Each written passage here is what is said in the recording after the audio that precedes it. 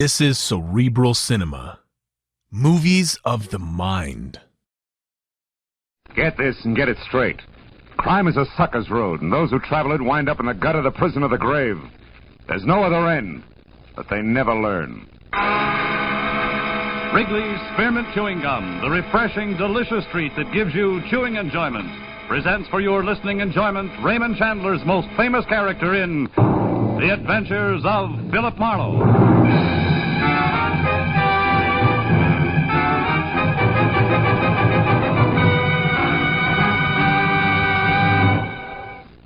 To make every day more enjoyable, treat yourself often to refreshing, delicious Wrigley's Spearmint Chewing Gum. Here's a taste treat you can enjoy indoors, outdoors, at work, or at play. The cool, long-lasting mint flavor refreshes you. The smooth, steady chewing helps keep you fresh and alert. Adds enjoyment to whatever you're doing. Wrigley's Spearmint Chewing Gum. Healthful, refreshing, delicious.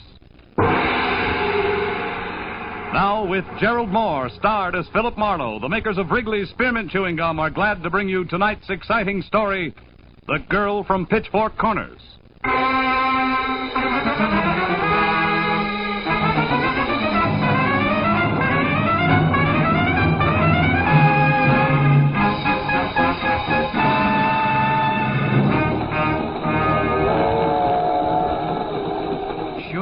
I'm sure what I'm saying. Do I look like I'm wearing blinkers? Now, for the third and last time, so I can go back to marking this form. Nobody's been in that seat, mister, since we left L.A. Nobody. You sure you got the right stall? Yeah. Car J lower 12. Your J upper 12, right? Right. Like rain. Well, that's life now, for look, you. friend, let's go around again. His name is Latimore, Arnold Latimore. I don't know what he looks like, but he's supposed to be heading for San Francisco. Now, maybe you heard somebody call him, page him, something. Nobody called no one except that pool cue conductor with the brass buttons and the sandpaper voice. You checked him? Yeah, twice. Now, look, lower 12 is vacant as far as he's concerned, right? And no Arnold Latimore in the club car, the diner either? Hey, now, wait a minute. Have you tried the washroom? Yeah, same story. Well, looks like your entry was scratched. Also looks like Glendale is where I get off. So long, pal. Good luck with the ponies. Hey, now, hold it. Don't tell me that Latimore bird is the only reason you're on this train. The one and only. Look, if you run across a pony called Not on Hand, play it heavy, huh? Yeah, sure. But not the show. Good night, friend.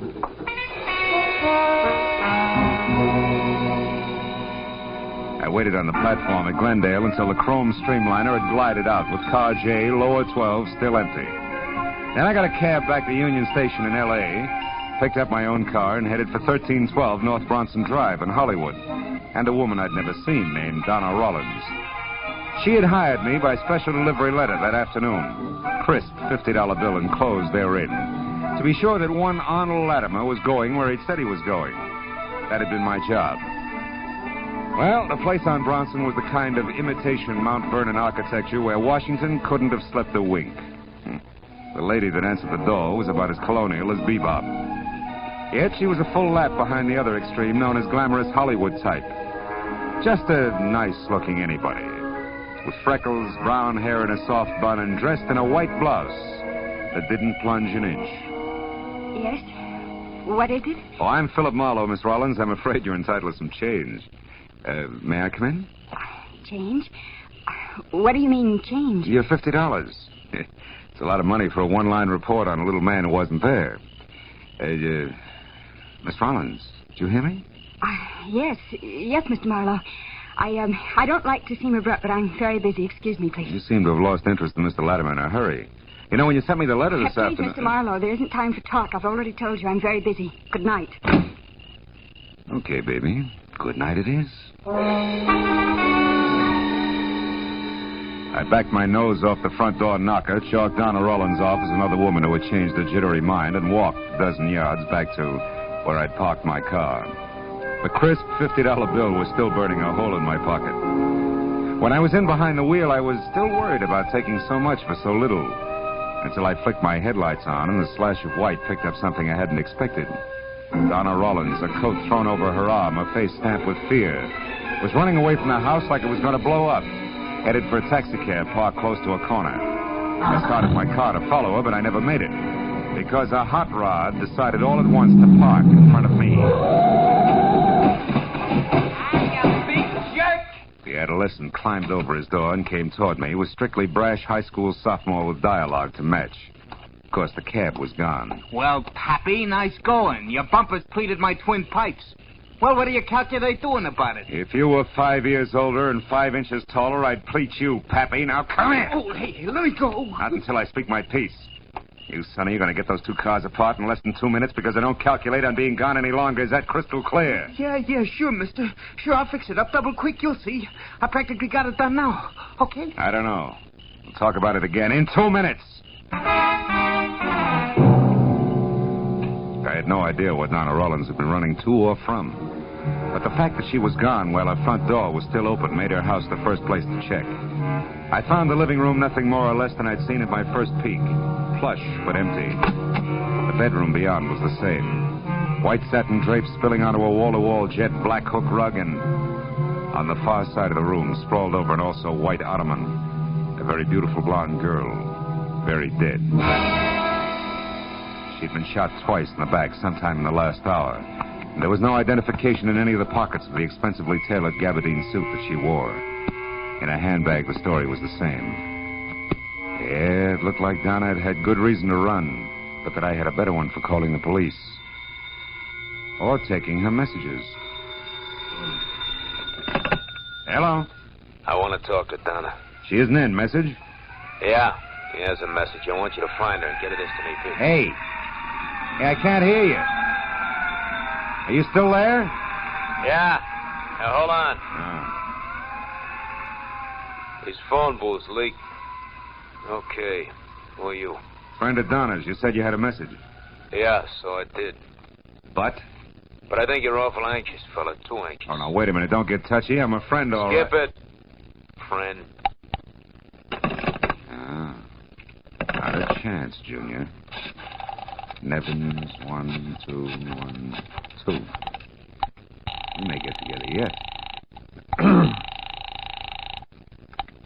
Los Angeles City Building, Fire Department. Battalion Chief Kegler, please. One moment, sir. All right. Battalion Chief. Phil Marlowe, Keg. Oh, hi, Phil. Look, can you get me some dope in a big hurry? It's important.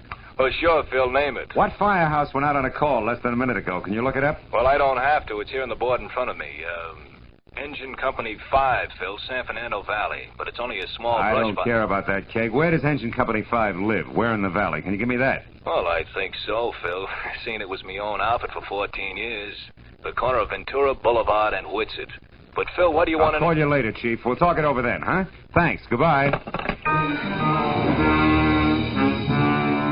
I was playing a long shot. But any kind of a lead on a deep freeze voice who had a message for a girl who left a corpse in her bedroom was worth checking. So for the time being, I skipped calling the police and left the place lights out, door closed but not locked. Then I found my car where the hot rod pilot had left it. Started for the San Fernando Valley in the firehouse called 5.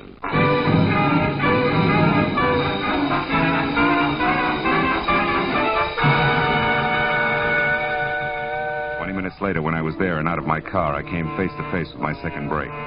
The only payphone within a half block of the engine company was at an all-night open-air hot dog stand.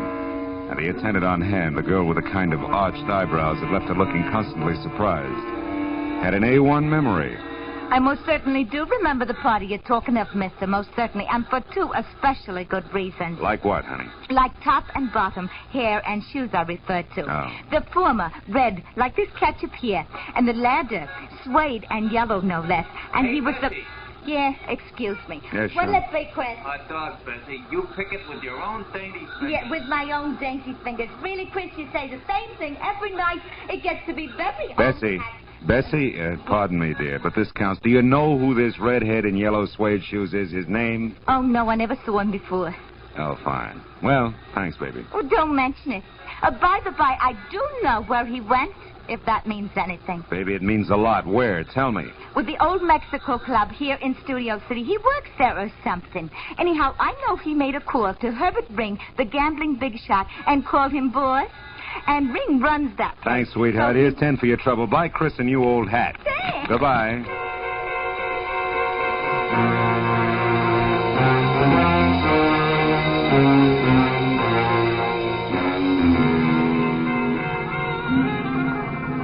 Old Mexico Club was phony south of the border from authentic Latin American rumba team I'd seen billed as Mr. and Mrs. Buck and Wing a month ago at the policeman's ball, to a life-size painting of a bullfighter who had his cape thrown over the wrong shoulder.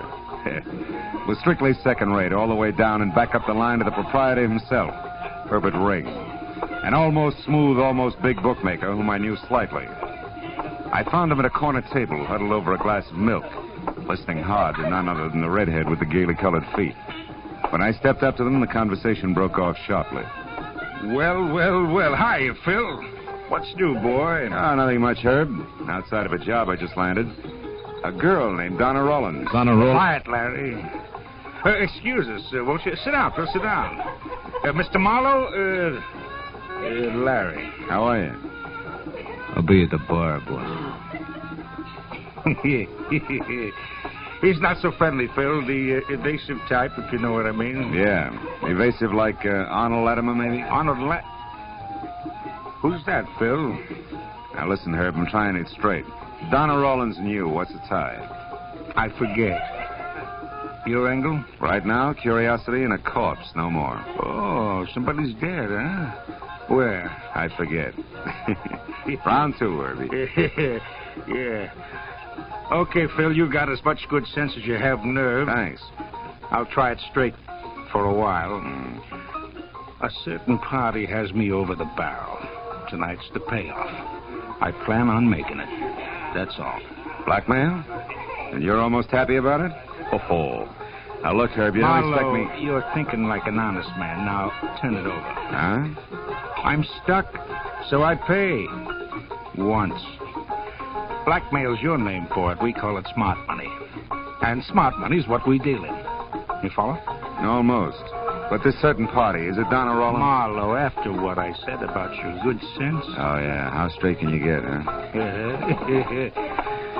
Leave it alone, Phil. Good night, boy.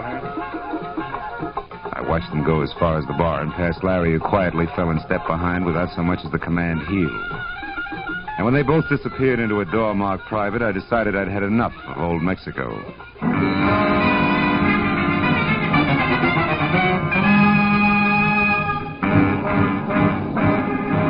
I got out to my car and pointed it back for Donna Rollins' place for the only reason left. I didn't know where else to go. Half hour later, when I was there, I was glad it had played that way because number 1312 North Bronson was not dark as I'd left it, but lights on, front door wide open, radio going, and for a topper, a gentleman of maybe 35, in tweeds and a sunburn, mixing himself a drink. The evening paper open on a nearby coffee table. What? Good evening. Oh, you startled me. You a friend of Donna's? Yeah. She in? No, she... Say, who are you? You barge in here, close the door, make yourself... I told you I'm a friend of Donna's. Oh? That's odd. So am I. A steady boyfriend. Shall we try again? All right, the name's Marlowe. I'm a private detective working for Donna. Well, Donna hired a private detective? Why? What's wrong? Take it easy, Mr... Sattler, Doug Sattler. Now, please, now, Mr. Marlowe, come to the point. I had a date with Donna. Yeah, well, from the way she left here, I don't think she's going to keep it. Why not? Why shouldn't she?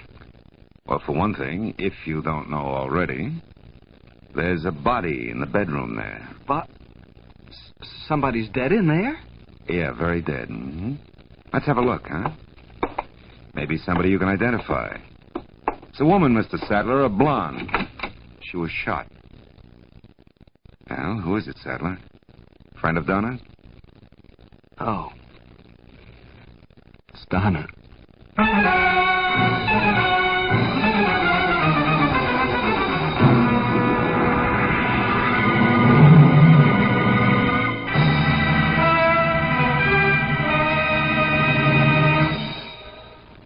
To make every day more enjoyable, treat yourself often to refreshing, delicious Wrigley's Spearmint Chewing Gum. The lively, full-bodied, real mint flavor cools your mouth, moistens your throat, freshens your taste. And the chewing itself gives you a little lift, helps you keep going at your best. So for real chewing enjoyment that's refreshing and long-lasting, always keep Wrigley's Spearmint Chewing Gum handy. Healthful, delicious Wrigley's Spearmint Gum will make every day more enjoyable. Now with our star, Gerald Moore, the second act of Philip Marlowe and tonight's exciting story, The Girl from Pitchfork Corners.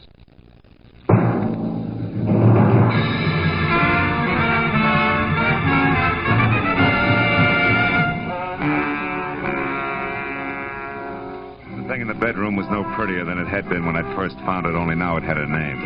Donna Rollins, my client. And as Doug Sattler stared at it and repeated the name, his long hands began to twist each other and his forehead got sticky. I finally took him by the shoulder and turned him around, away from it. His glistening gray eyes avoided me and instead darted at the corners of the room frantically like a pair of scared mice looking for a place to hide. Donna dead like that? I just can't get it through my head. Why? Why? Well, let's try the easy ones first, like who, huh? You mean you know who did this? Yeah, it's not exactly the handcuff stage, Sattler, but I got a prospect. Come on, let's go in the other room. You can probably use a brace. Yeah, thanks. I need a drink. Yeah, I think it's a girl, a cute one with dark eyes and a double row of freckles across her nose. Freckles? Yeah, also she has brown hair and a bun and a mouth that probably liked to smile once. I wasn't doing much of that when I reported to her tonight. You reported to her. Now, wait a minute. That's impossible, Marlowe. Why? She was right here in the apartment. Furthermore, she said she was Donna Rollins. I can't understand this, any of it. Hey, wait a minute. Take it easy with that stuff. I said a brace, not a bottle. I need it. You see, I know the girl you've just described. Hmm? Her name's Beverly Cheskin. Cheskin? And a reason for killing, if she did? Jealousy. Maybe you better draw me a picture. She's a crazy, unreasonable kid from the sticks, Marlowe. From Pitchfork Corners, Kansas. From where? That's right, Pitchfork Corners. Oh. And the rest of it's just as fantastic. Well, what's the rest of the story? Last summer, my car broke down. I was stuck there for a week. Mm-hmm. She worked in the only drugstore in town. I was just about the first guy she'd ever seen in something beside a straw hat and overalls. She fell for me, and, well, I kind of let her on. You know how a fellow will. I should. I've been hearing the same story since I was in the third grade. It's the truth. Oh, sure. Rest of it, no doubt, goes right down the same cob. From sweet nothings to love letters sealed with a kiss. When you finally got around to breaking it to her gently about Donna, she wouldn't believe you, and before you knew it, she dropped everything and came to the big city, huh? Yeah, 2 days ago. Yeah. You make it all sound pretty silly. It's no sillier to me than that corpse in there. Okay. It's hard to believe she'd actually commit a murder, Marlowe. She does have a temper. And she's just pulled her life out by the roots. And you know what? They grow deep in places like Pitchfork Corners, city boy, or didn't you care? Of course I did. Crazy little fool. I tried to reason with her in my letters, Never mind. Let's get on to the sophisticated part, huh? About Donna and one Mr. Latimore, for instance. Latimer? Who's that? Oh. How about Donna and Herbert Ring? I don't know any Herbert Ring, either. Mm-hmm. But Donna had a lot of business friends I didn't bother with. Why? Well, you should have. Doing business with Herb Ring means... Means what? That you have to be fast on your feet. What's that? What'd you pick up off the floor, Marlowe? An old envelope. I'm a stickler for neatness. Where's Beverly staying, Sadler? I don't know. She called me once, but she wouldn't tell me. I haven't seen her. Where'd she reach you? My hotel, the Greenwood Arms. Mm-hmm. Marlowe, what are we going to do? About Beverly, I mean. Right now, I'm going to try to find her. You can stand it, Sadler. Stay here. And stay sober.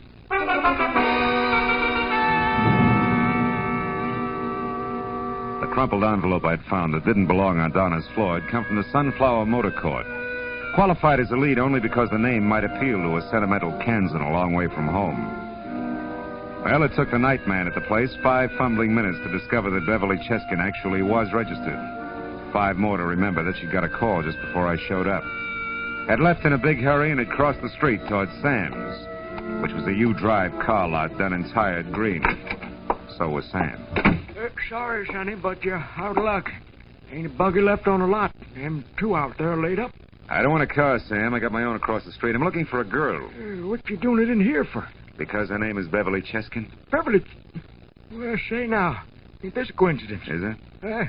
Pretty little thing by that name what you're saying. Freckles and all. Don't see Freckles out here much. Made me kind of homesick. Yeah, I'll bet. Did she rent a car from you? Oh, sure did. Brand new Nash, last one. Oh? Darn near didn't give it to her. She's mighty keyed up, you see. Figured the L.A. traffic had put the wild on her till I found out it was love. Love? What do you mean? Why, she asked me what was the shortest way up to Vista Point. Won't you get it, son? I'll be very honest, not yet, no. Well, Vista's Mexican for view, senor. Point's just a hoot and holler east of the observatory. See the whole darn valley and all of L.A. from up there. Oh, that's where she's headed, huh? You sure? Well, I reckon. Most romantical spot around. Dangerous road, though, more ways than one. But you ain't kidding me. I bet you know all about it. Well, not all, but I'm willing to find out. Thanks, Sammy. That's all right. Don't break your neck across the street, son, as you wait.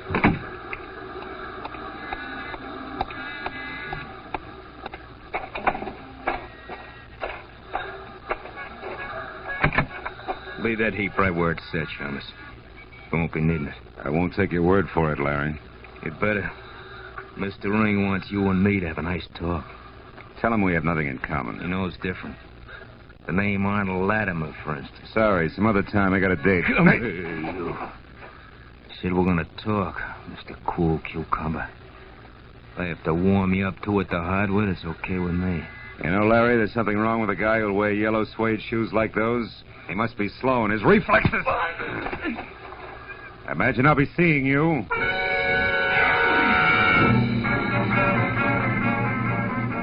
As I headed for Vista Point, two ugly facts stood out clearly. First, the only person Beverly Cheskin would rush off to Vista Point for was Doug Sattler.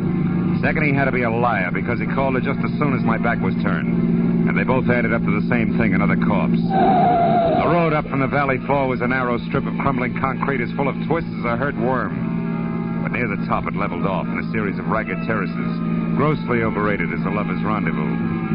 I pulled off the road, hid my car near a scrub oak, and went the rest of the way up on foot. A cold wind lashed at the manzanita as I worked my way up to the crest. The half-moon played unpredictable tag with low clouds. So I followed the shadow of a stone wall out onto the jutting point, where the mountain fell away on three sides into a black gorge. Finally, I spotted them. Doug Sattler and the freckled kid from Pitchfork Corners, Beverly, standing close together at the edge of oblivion. I was in love with you, Doug. I still am. Doesn't my being here prove that? When you called me at the motel, I came up here as fast as I could, even though I knew what you'd done. Oh, Doug, why did you have to kill her? Why? Because she double-crossed me on a business deal. A blackmail deal, Beverly. Blackmail? That's right. Donna knew plenty about certain men in this town, big-timers who'd pay thousands or kill to keep others from finding out about it.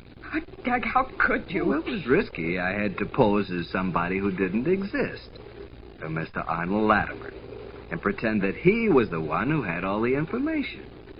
I demanded $50,000 from a guy named Ring and set Donna up as the go-between. Then, as Latimore, I was supposed to go to San Francisco on the train and wait for Donna to come with the money. But I'd have waited the rest of my life. She intended to keep it all for herself. But you killed her, Doug. Was it that important to you? You still don't get it, do you? I know now that there's no chance for us, for you and me. No chance at all, ever. I'm going through with the deal alone, Beverly. I'm going to get that money. But I've got to do something else first. I'd heard enough. You don't really think I reached for my got you up 38 to and just edged along the wall toward them to where I knew I couldn't miss. I made a mistake, Beverly. I dropped an envelope in Donna's place and Marlowe found it. He knows I lied, but I can still say I did it to protect you. Protect me? What do you mean? He'll be up here eventually, but all he's going to find is a stupid kid from Pitchfork Corners who murdered a rival in a fit of jealousy and then couldn't face it and came I was counting on the wind to cover any noise, and it did. You see, it was a... That's why I was caught flat-footed. The shot came. Sattler lurched up on his toes and doubled over, clawing at his stomach. I crouched down as Herbert Ring stepped out of the brush across the clearing, a thin-barreled gun in his hand. Don't move, sister. Sattler had fallen face down on the ground. I started moving again as Ring rolled him over with his foot. He was dead. That's the only payoff Mr. Arnold Latimore gets from me. It's too bad you had to be here to see it made, sister, because I can't afford a witness. I'm sorry, I really am. But it's no worse than he was going to do to you. Ring! Duck Beverly! Let that gun lay, Ring. Don't reach for it. Just relax. Larry, that louse. He was supposed to... Yeah, it's a little late for tips, Herb. You should have hired a better class of help. Go fry your head. Nobody's perfect. Even you. Yeah, where'd I slip? Too much volume when I talk to Sam? Yeah, that's right, Loudmouth. I tagged you there, and listen. So you knew where to come, and you heard the rest of it up here, just like I did. You take it, Herb? It's not going to be easy getting it down this hill to a dock. Are you kidding, Shamus? I ain't moving any place. If you know any pretty words, Go say 'em to the lady. She's the one who needs 'em. They'll go over pigging. Pitchfork. Oh.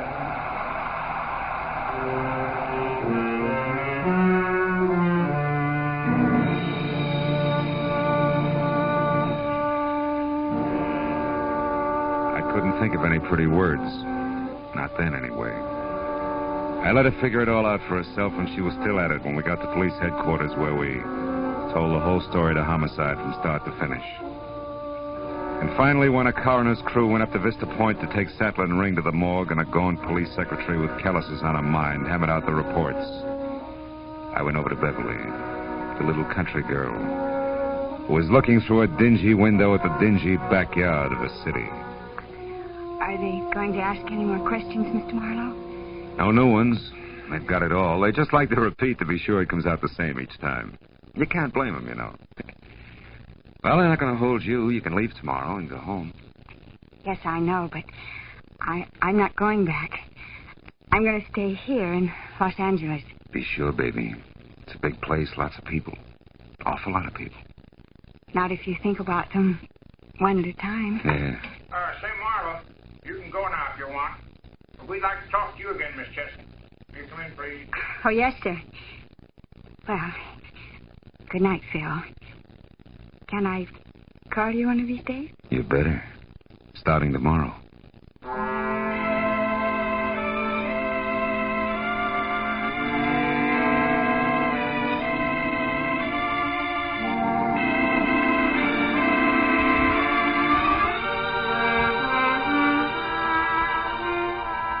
Smiled.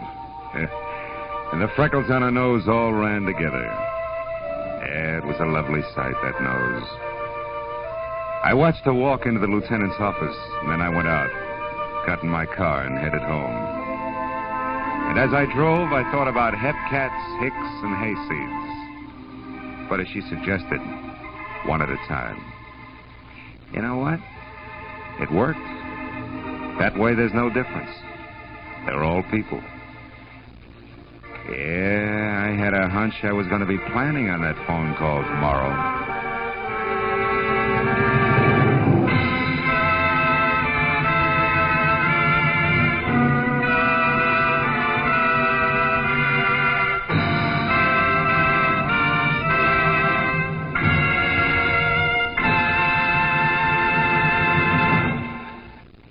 Remember, friends, to make every day more enjoyable, treat yourself often to refreshing, delicious Wrigley's Spearmint Chewing Gum.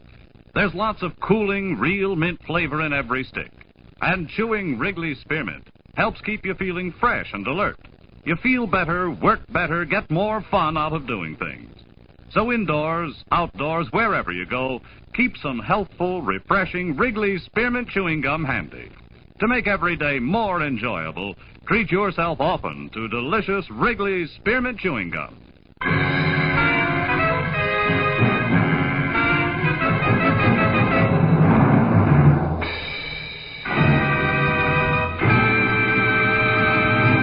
The Adventures of Philip Marlowe, presented by Wrigley's Spearmint Gum, bring you Raymond Chandler's most famous character and star, Gerald Moore. Philip Marlowe is produced and directed by Norman MacDonald and written for radio by Robert Mitchell and Gene Levitt. Featured in the cast were Sammy Hill, Peter Leeds, Wally Mayer, Hugh Thomas, Anthony Barrett, Vivi Janis, and Harry Bartell. Special music is composed and conducted by Richard Arant. The makers of Wrigley's Spearmint Chewing Gum hope you enjoyed tonight's Adventures of Philip Marlowe and that you're enjoying Wrigley's Spearmint Gum every day. We invite you to be with us next week when Philip Marlowe says... This time I spent the night in an ancient Spanish castle with an overworked count guarding a tomb. A caretaker with blood on his mind and a 7-footer called Peter the Cruel, which was one thing. The other was worse. They all lived in the 16th century. Bob Stevenson speaking. This is CBS, the Columbia Broadcasting System.